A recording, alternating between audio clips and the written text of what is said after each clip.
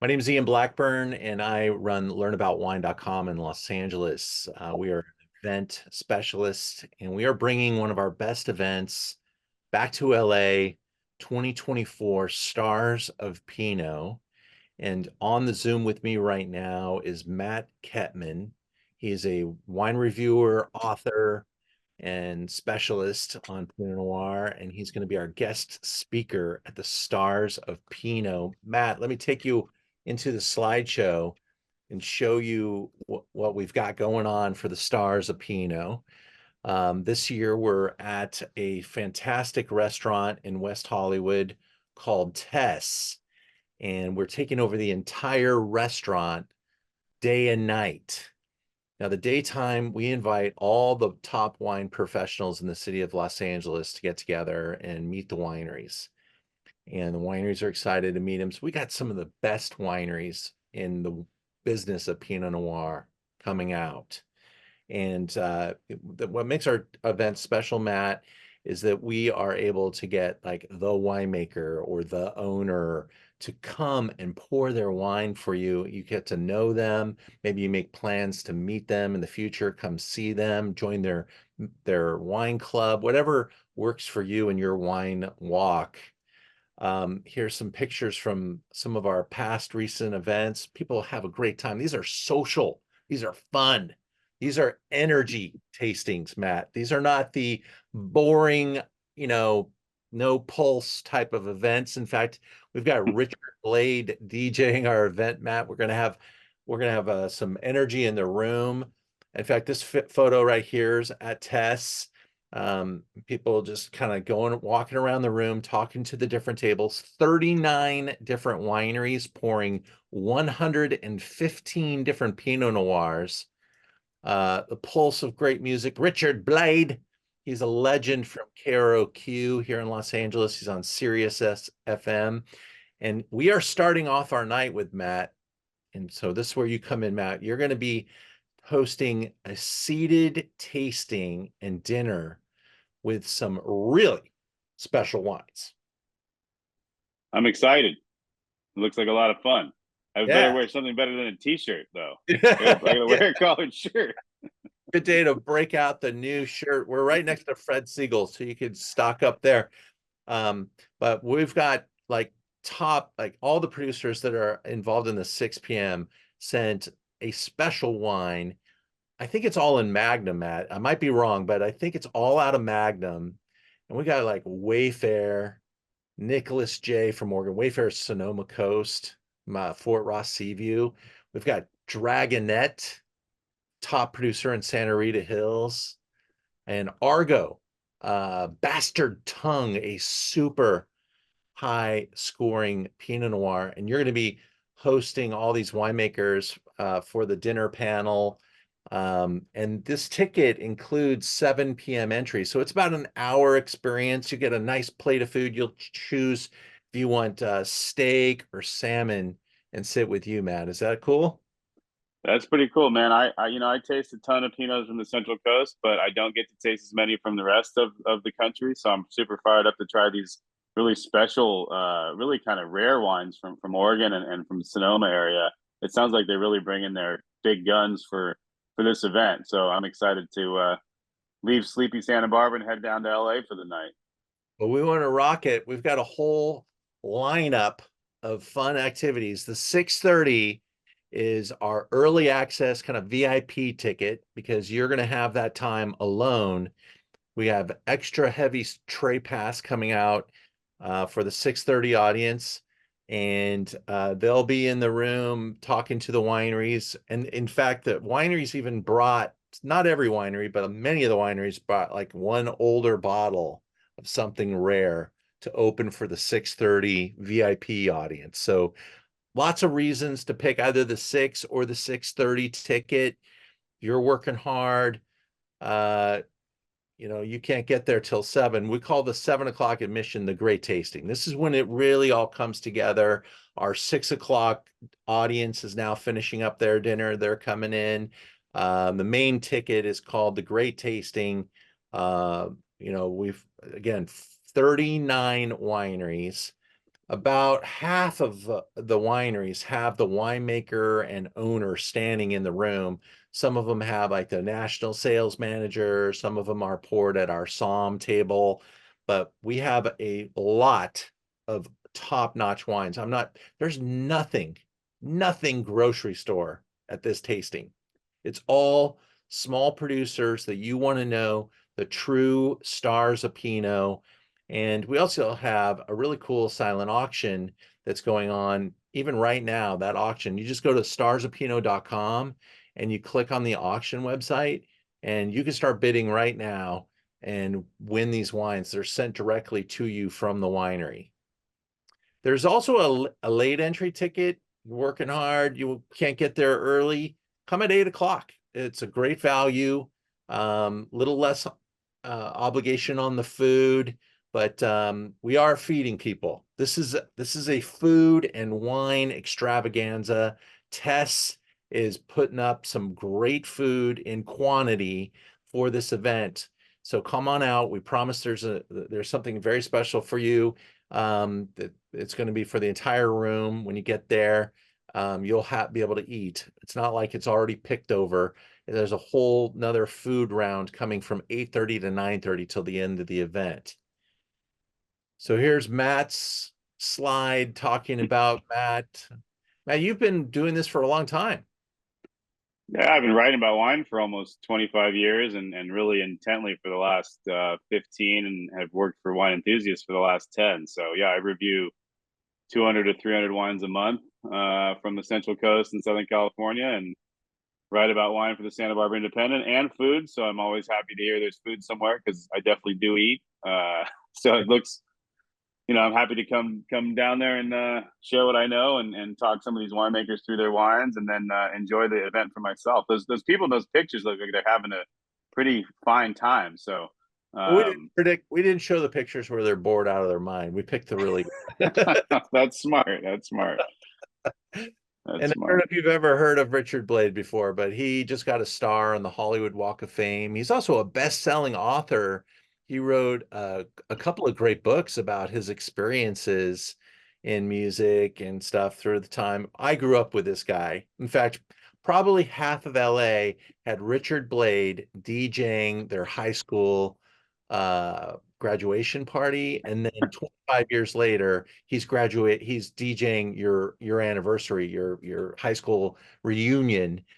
He's been in it for a long time. He has six-pack abs and he's 70 years old and he's rocking it. I listened to that Sirius channel he's on, so I know his voice super well, and I kind of do remember him from K Rock days as well. Now I'm just going to flip through some slides, kind of go over who we got at the event. Jeff Fink's going to be there from Aether Wines. Those are killing it. I will tell you, we just had Stars of Santa Barbara a few months ago. Much smaller version of what we're doing at this event. This is a big one. The Alma Rosa wines, I think they are the best Alma Rosas I've ever seen. They're very good. Yeah, I agree. This woman has taken it up a notch, man. They are delicious. And so I begged and pleaded them to get them involved personally. Ken Bernardus is going to be there. He's Ancien Wine Company. This guy makes wine from Oregon, from Santa Barbara. His winery's in Sonoma, and he makes spectacular stuff. My friend Justin Harmon's going to be there. Top producer of Pinot Noir, Argot Wines, big time scores, super small productions. We got Doug Margerum showing off the Barden wines. That's cool. This guy is total stud. I think, a good portion of why Santa Barbara is included in on the world stage because of what he's done, not only the wines he's made, but some of the stances he's taken and the quality operations that he has run. Yeah, he used to host the big futures tasting in the early 80s into the 90s, where he basically got a lot of those brands, including like Aubin Clement, kind of gave them a financial platform to start selling their wines, and those menus are now in the catalogs for those wine features are now in the Smithsonian, so he deserves a lot of credit. There you go. Bennett Valley Cellars will be there. Bernardus, Bohème. A lot of people don't know the Bohème wines. This guy is awesome. Total hands-on grape grower, like I think it's fifth generation. His uncle's Charlie Wagner from Camus. He makes these super cool wines that when you go to a restaurant in Sonoma, he's on every single wine list in Sonoma, all the top spots. And I'm so excited to get him down to LA and show off his stuff. One of our best supporters of all time, Chris Kajan. She's amazing. She like runs the Carneros appellation. This is a Bouchaine Vineyards. You know, they have a little bit of money behind them. This is a big operation, and she has brought this winery to like excellence level. I mean, she's making a good amount of wine, but also making some super like iconic stuff. So I'm always a big fan of tasting wines with her. She is so knowledgeable, super cool. Bouchard Perry Fee. We're hoping Frederick can make it. He is on tour right now in the United States, but we have his team definitely committed. So we're seeing if Frederick's still going to be able to make it or not. But being able to taste some great Burgundy amongst the lineup will be cool. And we've got a couple of wines on the page, but they've got a couple of special wines that they're going to be pouring at the table as well. I mean, everything they make is special, but this is one of the top brands in Burgundy for sure. Kirk Vingay's product. Kirk is a winemaker who makes a lot of different wines. Croix Estate is something you may not have heard of yet. Wait till you try these wines. This is like holy shit stuff right here. And you know, he wouldn't probably get involved if it wasn't going to be that kind of wine. This guy's a total stud, and these are his wines. So you're going to be really impressed with Croix. Dragonette is always like one of the favorites in the room. You know, it's kind of like having Dujac Burgundy and Dragonette. If you have a Burgundy tasting, Dujac's going to win. If you have a Santa Barbara tasting, Dragonette's going to win, because this guy and the team at Dragonette, they are magnificent at what they do, and we're stoked to have Dragonette involved. Dutton-Goldfield. This is a brand that's been around for a very long time, and really starting to get noticed in a more meaningful way. There's some royalty involved in this, you know, in this brand. Steve Dutton, marquee grape grower, Sonoma Valley, Sonoma Coast, and Russian River. And these guys are absolutely making some beautiful stuff. We get to pay attention to them a little bit on this occasion. Evening Land. This is Raj Par and Sashi And Moore. Saucy. Yeah. Yeah, these are your bros, and Yeah, I know him well. I bet you do. And we're going to be tasting both their Oregon project and their Santa Barbara project. And these guys don't make anything and put their name on it that isn't like trying to be the very best at what it is. It's just super mindful, always a long thought process, and the expertise is evident when you taste their wines. I got to go to Hamilton Russell. We're talking about, just happened to my screen, but okay. Hamilton Russell, this is they make wine in Oregon, and they make wine in, did I just skip over that? Yeah, let me make sure I got that right. They're making wine in Oregon, and they're making wine down in South Africa. This is where I got to go to South Africa, to the Emmeline Arden Valley, which is on the extreme east coast and the very tip there of South Africa.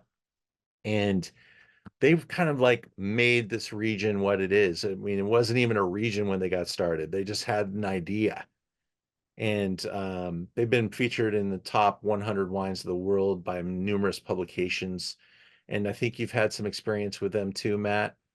Yeah, I met Olive at World of Pinot Noir up here in Santa Barbara in March, and met her at her table. Thought the wines were fantastic. Some of the best wines I actually tasted in that whole room, and then happened to sit next to her at a dinner, an Adam Lee dinner that night. So yeah, Awesome. I'm excited to talk to her and see her again. Yeah, so she'll be pouring the wines herself at the tasting. So come and meet Olive Hamilton Russell. And uh, that's going to be a highlight of the event. Handley Cellars, winemaker Randy Schock, he's going to be there. This is Anderson Valley, which often is overlooked, but really on the rise, Matt. Uh, Most of the Sonoma producers are expanding into the Anderson Valley, making, maybe they're making something a little cooler climate down towards the Sonoma coast, and then making something from the more exotic Anderson Valley. And you're going to be pretty impressed with what's going on at Handley. Small producer, hands-on, very cool, Anderson Valley. Holocene, this is a brand I've been personally blowing the horn for a number of years. Not an old brand, but a fairly, new brand that needs people like me kind of letting people know who they are. That's Todd Alexander. He used to work at Bryant Family in the Napa Valley. He moved up into Washington, makes some killer GSMs on the Washington side of the fence.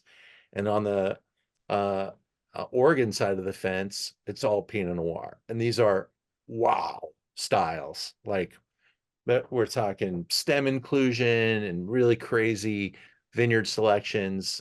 This guy knows what he's doing. Really, really exciting. I think I've met him with his Washington hat on, actually. Very cool. Jaffurs, a classic brand of Santa Barbara.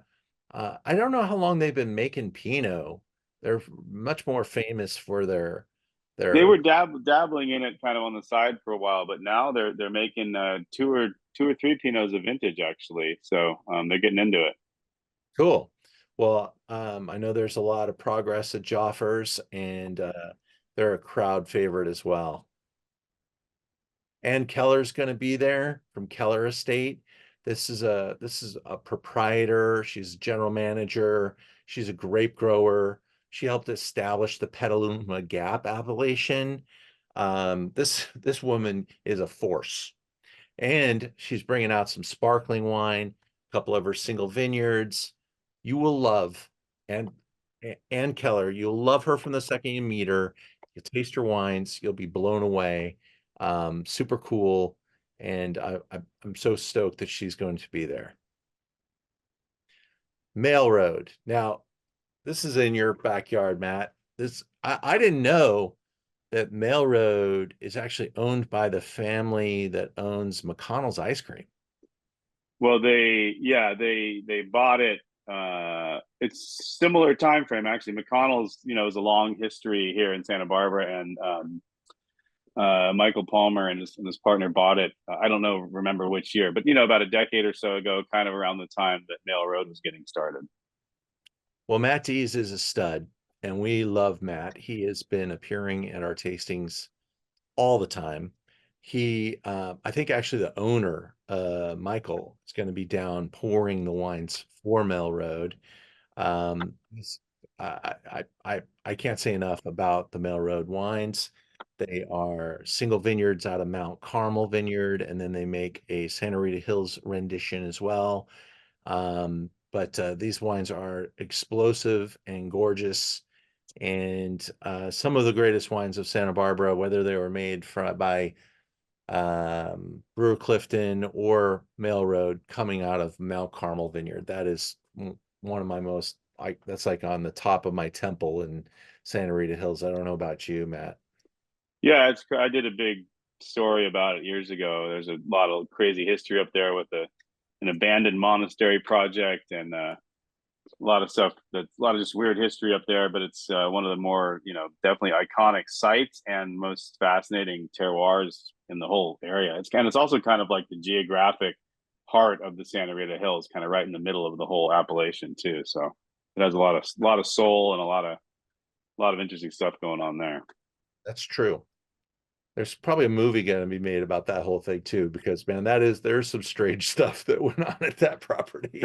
It's funny you say that. I just signed some sort of agreement with a screenwriter about who wants to turn parts of my story into a film. So, All right. uh, yeah, we'll see.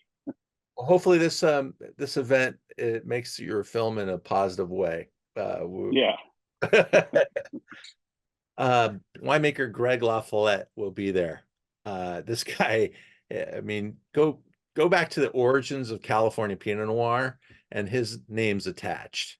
This guy has really been a formidable winemaker for a long time. A lot of great prior efforts, and now he has Marchelle, which Mendocino County, Carneros. We're going to taste some different single vineyards with Greg. That's going to be awesome. Reed Patterson, Mount Eden Vineyards. His whole family, they are the proprietors of Mount Eden.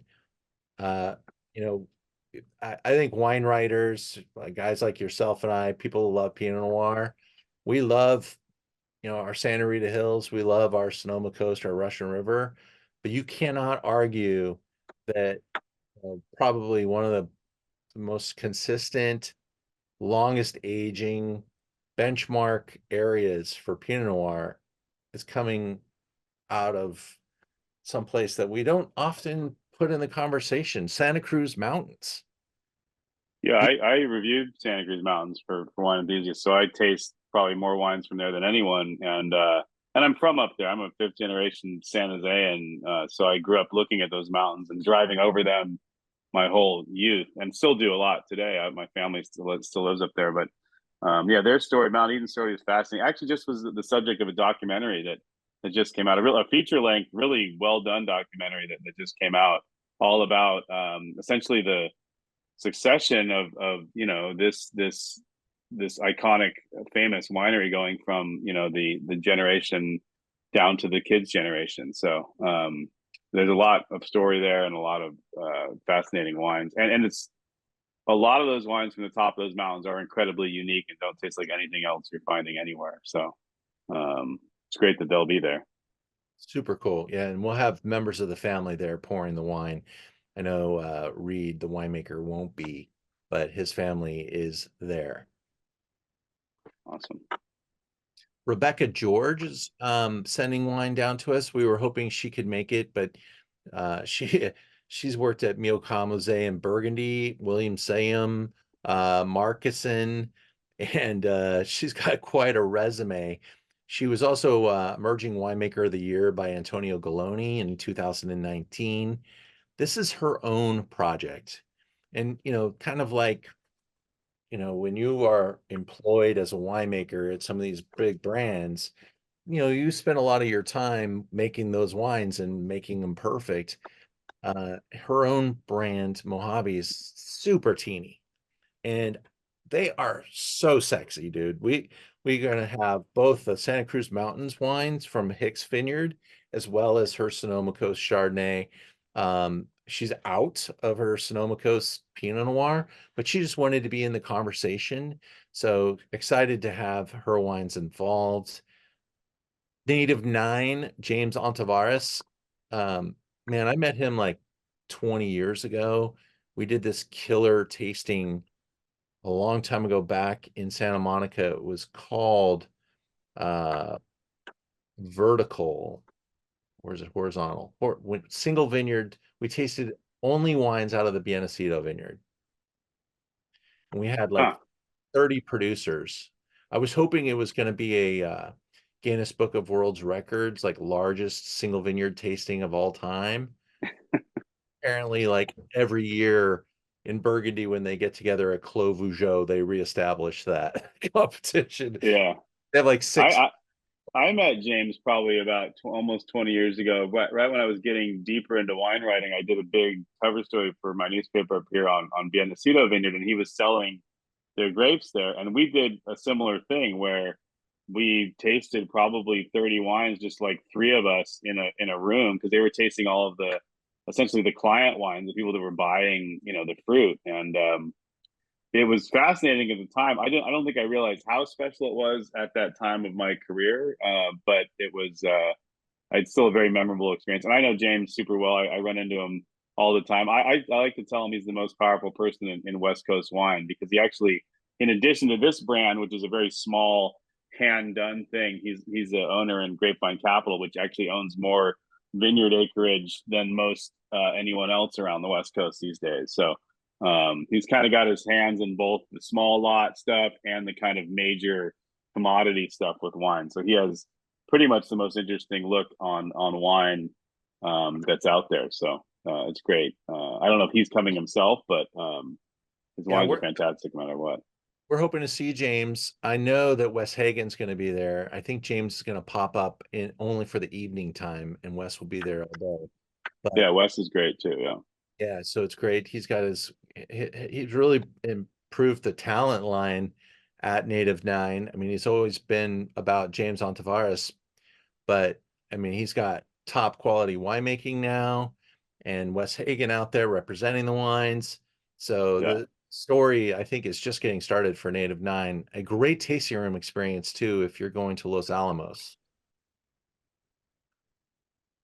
We got some wines from New Zealand coming to the tasting, because New Zealand Wine Navigator, they're like a portfolio. They import these small producers from New Zealand.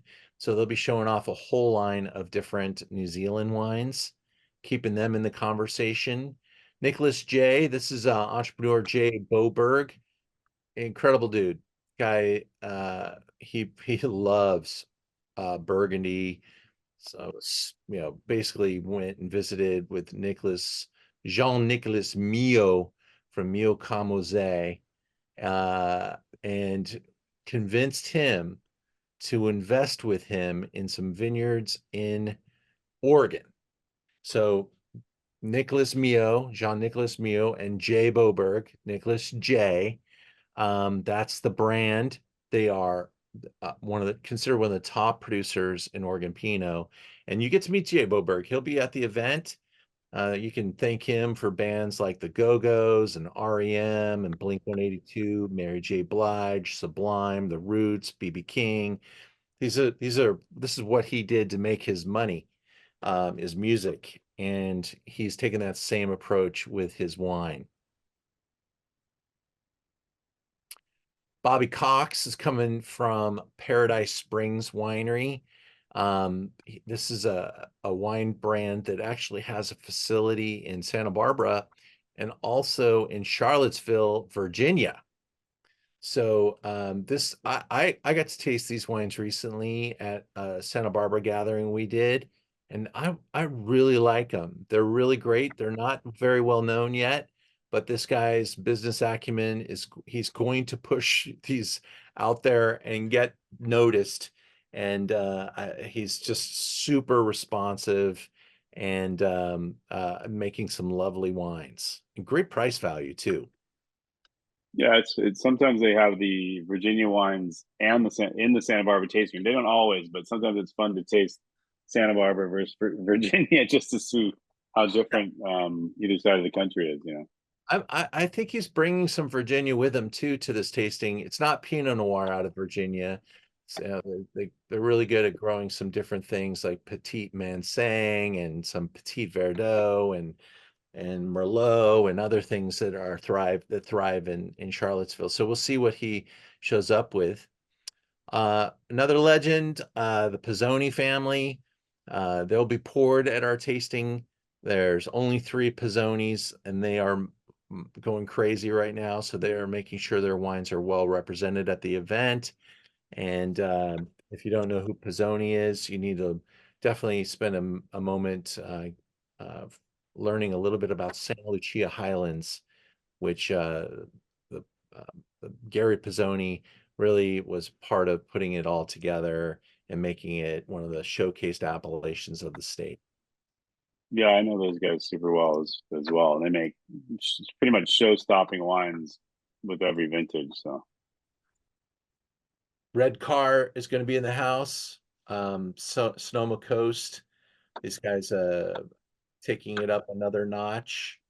I actually know Tanner well. I've made a number of wines over the years, and I used to make them at Ampelos Cellars in Lompoc, and he, I think, is the nephew of one of the owners or something like that. So he was kind of an assistant winemaker there for a while. So I knew Tanner right when he was starting out, 10, 12 years ago. So Super cool.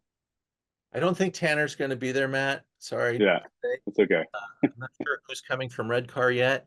Maybe he will. Maybe he will. But we are just excited to be able to taste these wines amongst the others. They're really fantastic, and they have some spectacular single vineyards, and you can see from the lineup that we've got already. They're bringing it. Here's the Santa Barbara rendition for Sashi and Raj.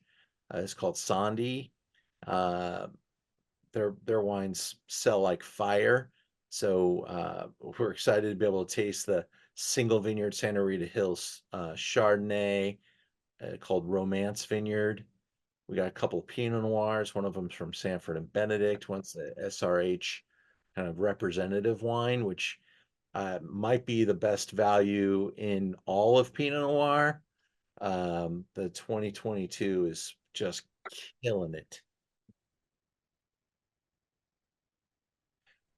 Little fun action going on with the 50 by 50. That is Gerald Casali. He's one of the founding members of the band Devo.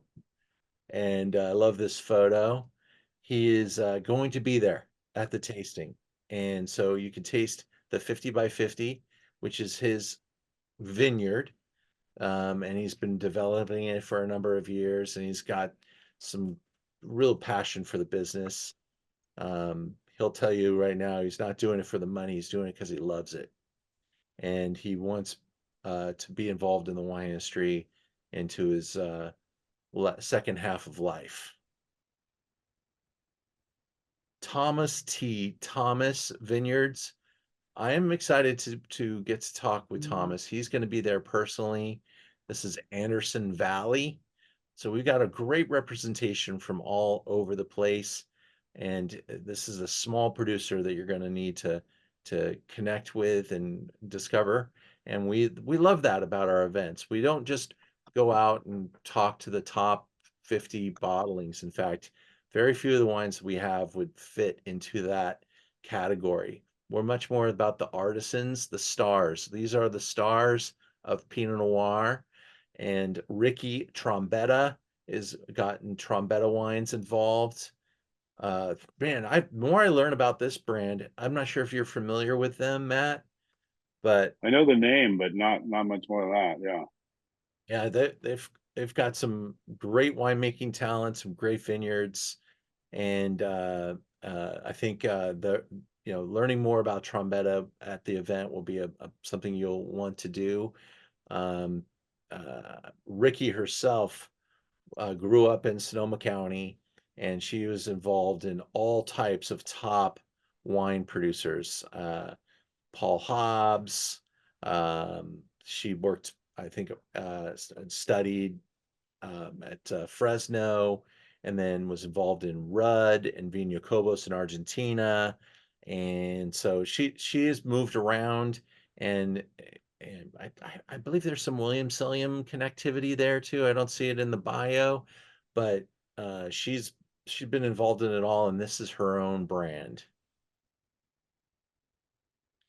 Justin Taylor Willett. He's the winemaker now at Native Nine, but he also makes his own wines called Tyler, and these don't suck. No, they're very good. And we're I don't tasting. see him a whole lot. I don't. He doesn't submit for reviews for whatever reason. But every time I try him, I'm like, man, he should because he's delicious. Yeah, well, he's got his own single vineyard that he owns called May Estate, and it's going to be awesome to be able to taste these. And so you'll want to be involved in tasting his wines anytime you get a chance to taste them. They're all teeny producer, hardworking dude, very talented, top quality.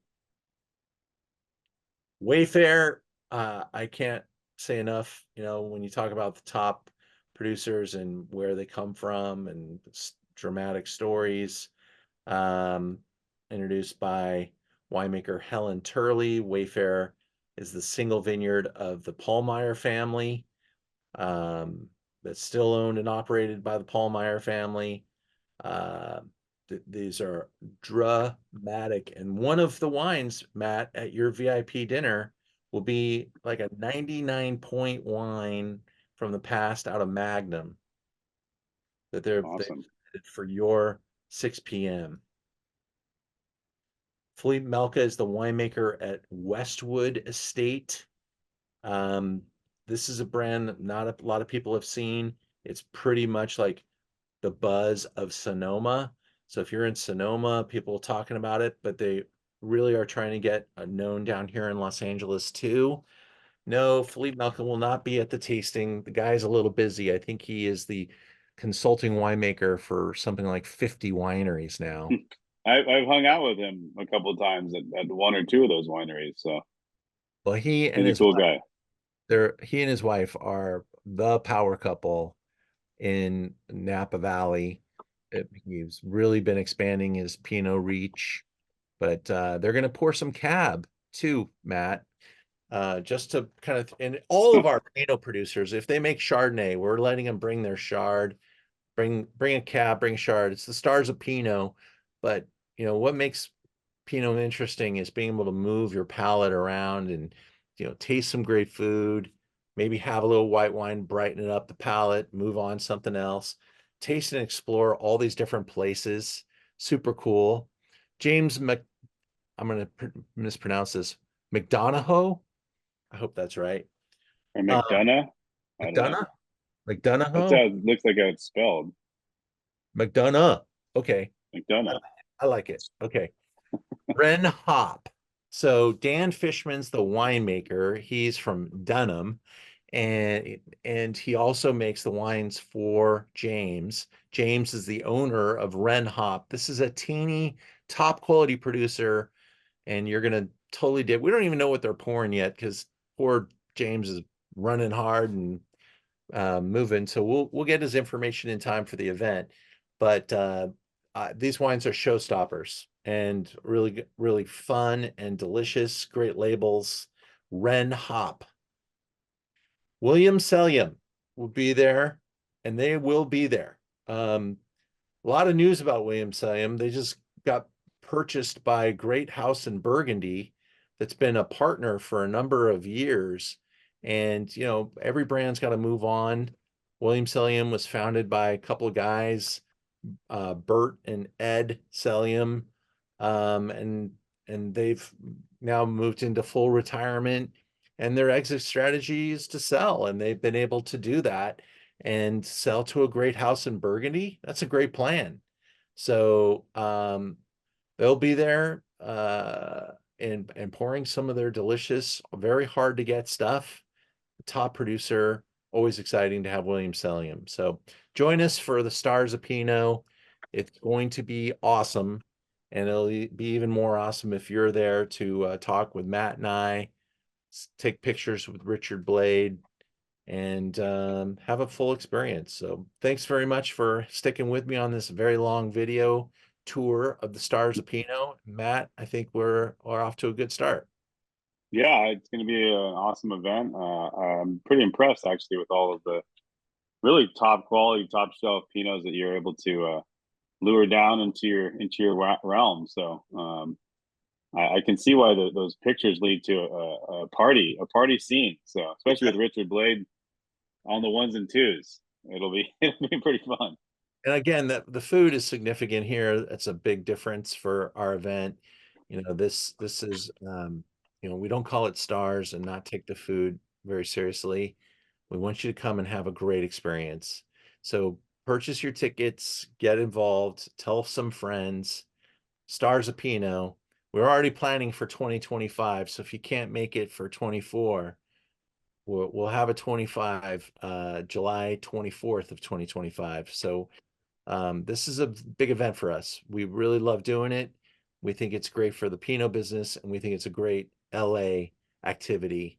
Another great reason to get out in Los Angeles or fly into Los Angeles. I got people flying in from Texas, from North Carolina, from Washington, D.C., and other places. So if you're living in LA, people from all over the country are finding this event compelling enough to get in a plane.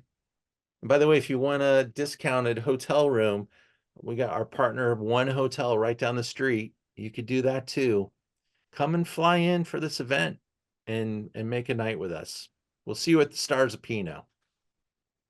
See you there.